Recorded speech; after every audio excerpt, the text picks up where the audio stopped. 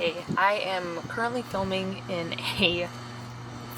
Recording? Wow, okay. I'm currently recording a video in a treehouse, hence the steering wheel, for anybody that's wondering. I just wanted to share a little bit more, I guess, insight from this book that I've been reading called Inner River. It's a book that I referenced in a short a few weeks ago, and I've found that it's just got very captivating ideas, and the way that things are explained are very beautiful and very clear and concrete, and I just wanted to kind of share a little bit on this reading on objectivity, and being able to view things objectively and what that means, and then also, I guess, in my head I kind of thought about how it relates to the fact that in the world that we're living in right now, everything is so customizable that this idea, I don't know, this idea of reality almost becomes something that, is not a concrete thing, but something that's very much dependent on the person. And I really want to make the distinction between what is reality versus our own individual experience, because of course we each have our own kind of experiences, but I think today you would call that your truth. And I think, sometimes that can kind of cloud the reality of reality, in the sense that, if we don't have reality, then, I don't know, this would all be chaos.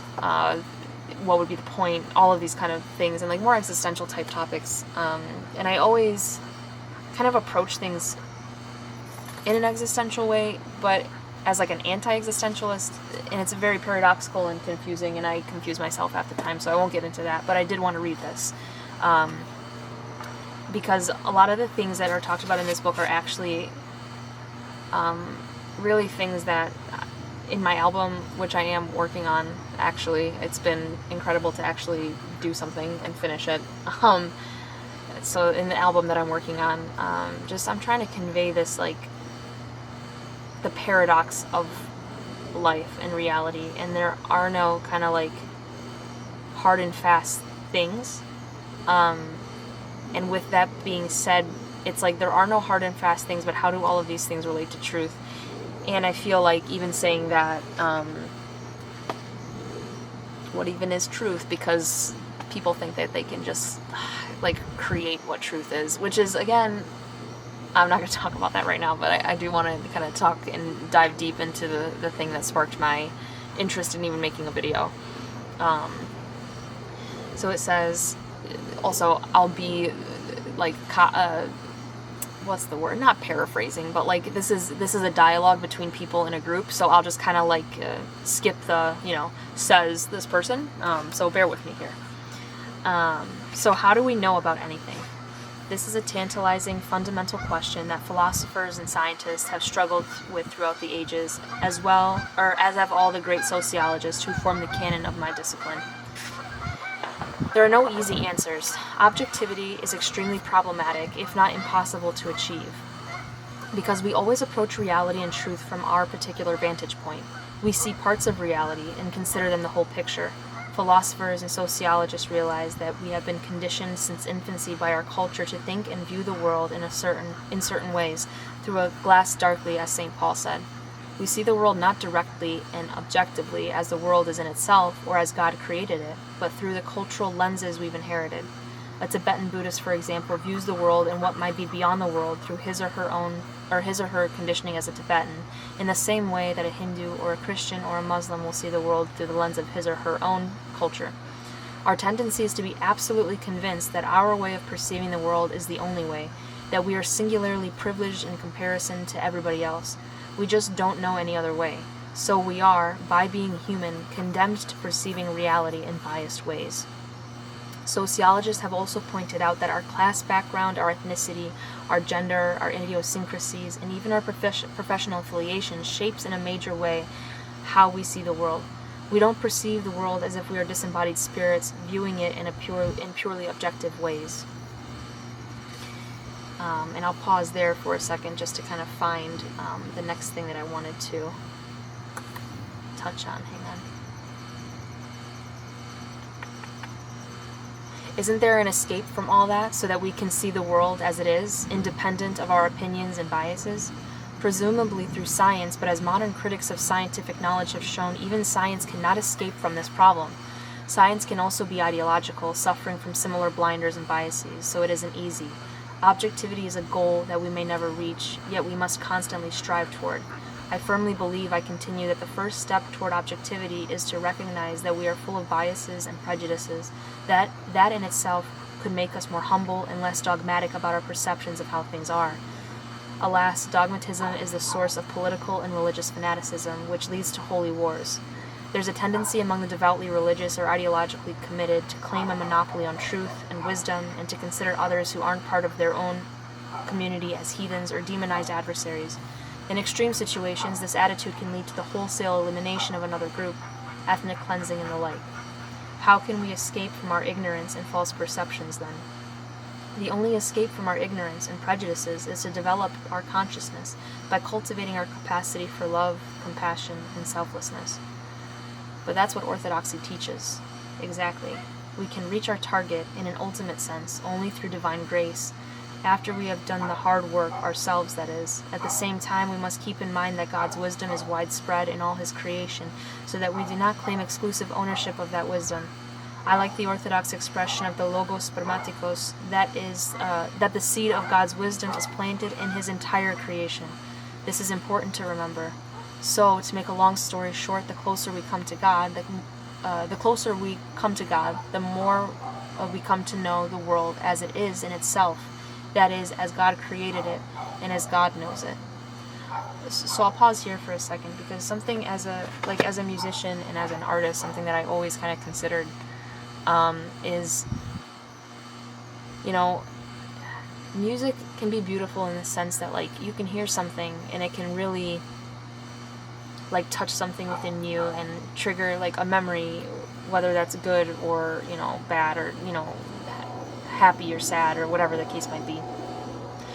And it's nice because it's a way for us to be able to feel and maybe understand ourselves or each other a little better.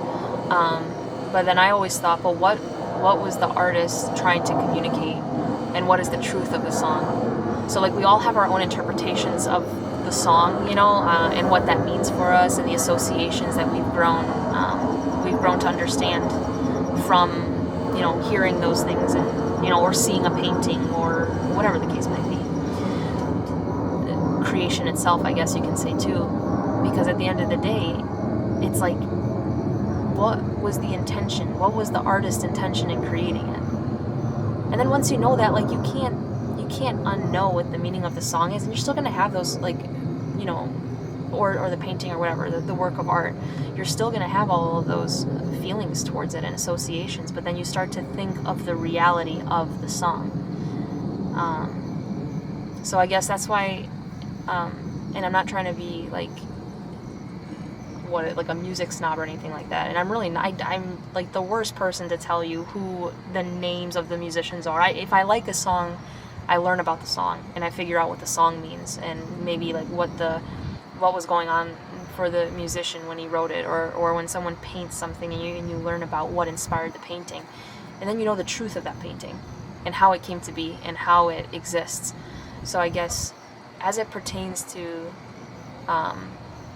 this music project, as it pertains to, I don't know, all of the kind of art that I try to put out, even this video, it's what is the intention behind this? What is the point of it? What is the meaning behind it? And maybe for this video, it's just more so to kind of express that in making my album and what it means. It's really an exploration of reality and how we've grown to cope with reality, and the things that we do to make ourselves feel better, and the things that we do to distract ourselves. But I think there's always a question, kind of like the Youth of the Apocalypse video that I did. It's there's a question of why?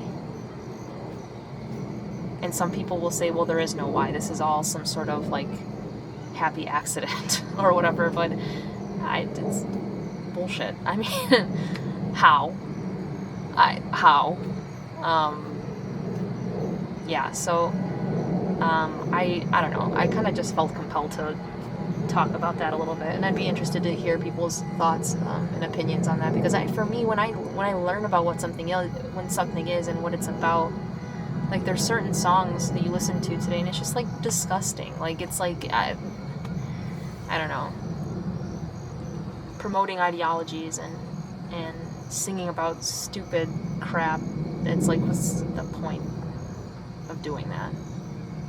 And I just am a firm believer too that the things that we're repeating from our mouths and the things that we saturate our brains with, like, that affects us. And that goes again to the point of the author here who was talking about this, is like, in order to really strive toward like that objectivity, an experience, or like whatever it might be, to be able to look at something objectively, to kind of remove our own kind of emotion from it and our own experience from something or someone, and look at it objectively. Like, you have to understand, like, you have to kind of be rid of those preconceived notions that you have. And how do you do that? So yeah, those are my thoughts, I guess, because I'm always striving to understand what things mean and like why, and make sense of pain and suffering, and also like just make sense of it as it all happens together, as a whole thing, as a whole experience. And what does this mean? Because I just genuinely do not believe that these things are accidents. There's a quote I like called "Coincidence is blasphemy." So it's like every person you've ever met, everybody you've ever had an interaction with, whether that be a brief like hello at Jewel, or like, a more meaningful connection and just learning about a person, like it I don't know, it means a lot. It means a lot, but I know for me personally, and I'm sure for the people too. So, all right, I'm done being emo. I'm gonna call it, because I'm getting eaten alive out here, and there's too many spiders in this treehouse. I'm slowly starting to realize. So, thank you for listening to me rant, and feel free to comment. But also, if things, I'm just gonna put a disclaimer, if things get like hateful and like just people being rude, I'm just gonna delete it. I don't care. I don't care. Okay? Alright, excellent. Happy September.